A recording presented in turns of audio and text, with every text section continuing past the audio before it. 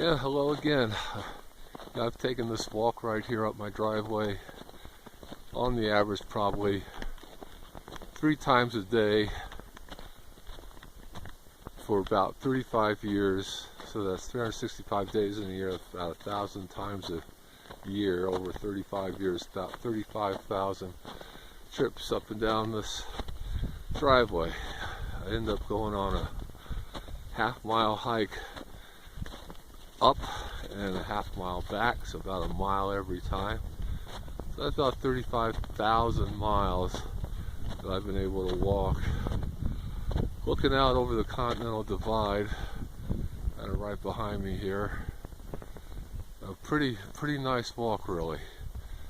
And you know, no pavement, no cars, no traffic.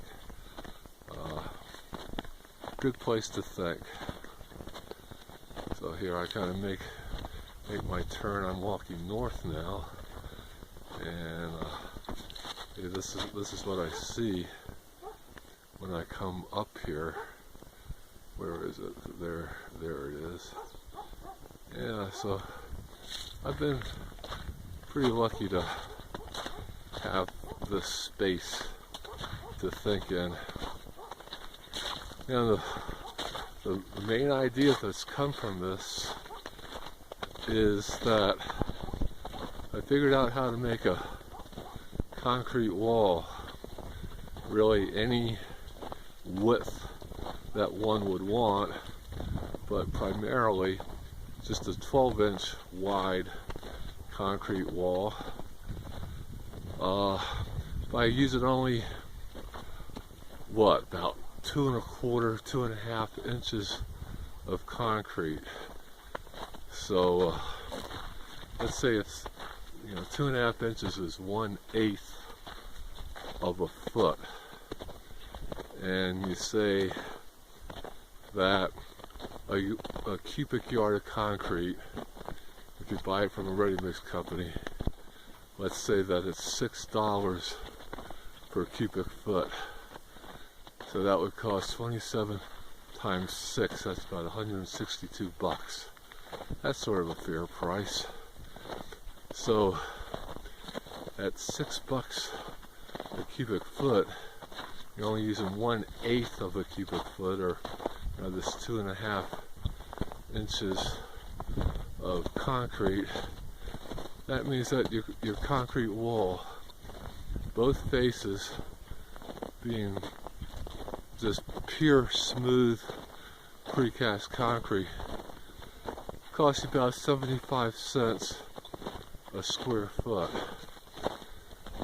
That's a pretty good, that's not a bad price. If it was a 32 square foot piece of plywood, that's about in itself right there is $1 a square foot, and that's for just one side. I'm talking about 2 sides of a wall being concrete, and cost about 75 cents a square foot.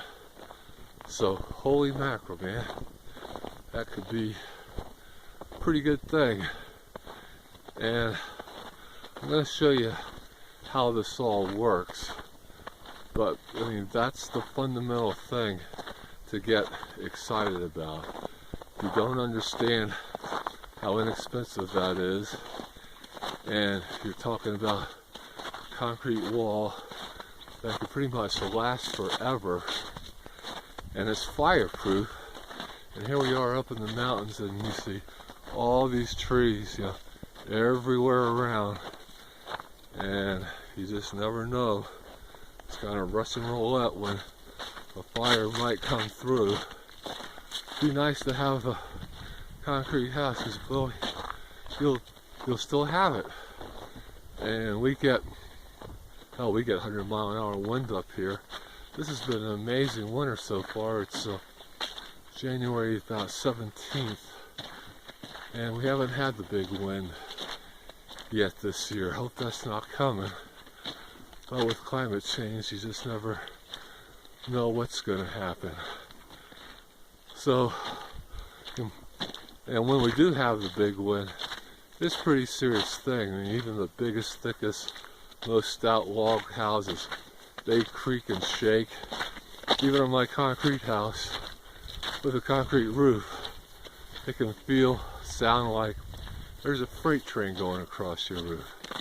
So the wind is no thing to sneeze at, but boy, it's nice to know that you've got the solidness and the strength to endure it. You know, with building codes getting more stringent, trying to convert stick houses to houses that can survive climatic events, let's say.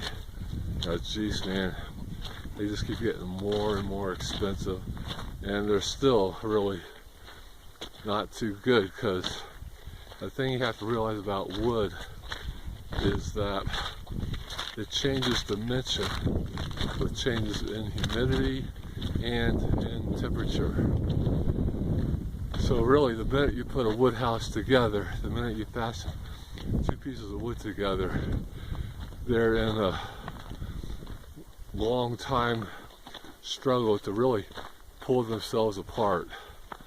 So houses just don't last very long, and yeah, that's a shame, because boy, you work so long, you have to do a 30-year mortgage, a 30-year labor performance, no pitfall contract in order to pay your house off without, you know, being homeless.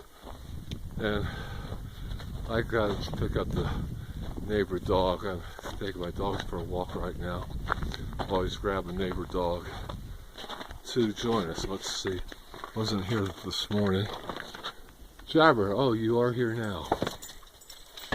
Okay.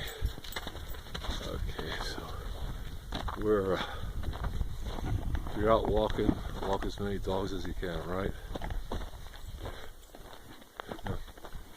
So, hey, this is an opportunity to bring housing available to everybody, and housing really with no maintenance costs, and really nothing that can happen to it. You know, we'll go into those features a little more, but this system of making these concrete houses, you know, has some interesting features to it. And one of that is that in preparing the molds to make these precast concrete panels, it's just a lot of really easy, simple steps, and anyone can do it. And I mean anyone. You know, we go from, what is it, Annie? What do you want? Yeah, the simple thing of cleaning a mold.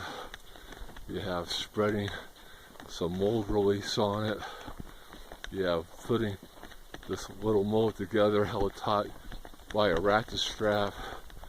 You have cutting spline strips, sticking splines into precast slots, and the panels themselves, they only weigh about 15 pounds per square foot. The average panel size is 24 inches by 16 inches. That's 2 2/3 square feet. So these panels weigh about 40 pounds. You know, that's the major size. There's other sizes to make it work, but the whole intent is for it to be easily handled, you know, grasp put in place by just a single person. And once you get that first row in nice and level, the rest of the construction goes really easy. And you wonder at this point, you know, how do you make a 12-inch concrete wall with only 2.5 inches of concrete? Well, you have wall faces. These are precast panels that the thickness varies from 2 inches thick to about 5/8 inch thick, and the average thickness is then about 1 1/4 inches. So that's where 1 1/4 comes from, and then the 2.5 is a panel on one side of the wall, and on the other side of the wall. And then you have this open cavity in the middle. And you say, well, how do you have an open cavity in the middle? What would hold the wall together? Well, that puzzled me for a long time. Had all kinds of different ideas, fabricating this and that. And finally I had the idea of using expanded steel. And I have some pictures of the expanded steel for you. But you can see that this is a miraculously appropriate hardware to embed in concrete. And with it sticking out like that, you know, you're basically creating a z-axis. You know, if your flat wall is the x-y plane, you know, if you know math, then you have the z-plane that makes it be solid. And so this expanded steel, you can really make it about any length you want, but we just make it the right size to end up with a 12-inch wall. So out of a 12-inch wide wall with only 2 1/4 inches of concrete, that means that you can put about 9 3/4 inches of bulk fill inside the wall, and it's just, you know, surrounded, encased by concrete. And that's a good place to put bulk fill because it's away from it's embracing what they call the neutral axis, or something, the dividing line between a material being in compression and being in tension. So the closer you are to the neutral axis, the less structural stress that material endures. And if you have your high strength concrete out on the edges, then you're maximizing its performance by it being a maximum distance away from the neutral axis. So, you know, you're just getting a lot of win-win here. You're using a high strength material, concrete, along with reinforcing steel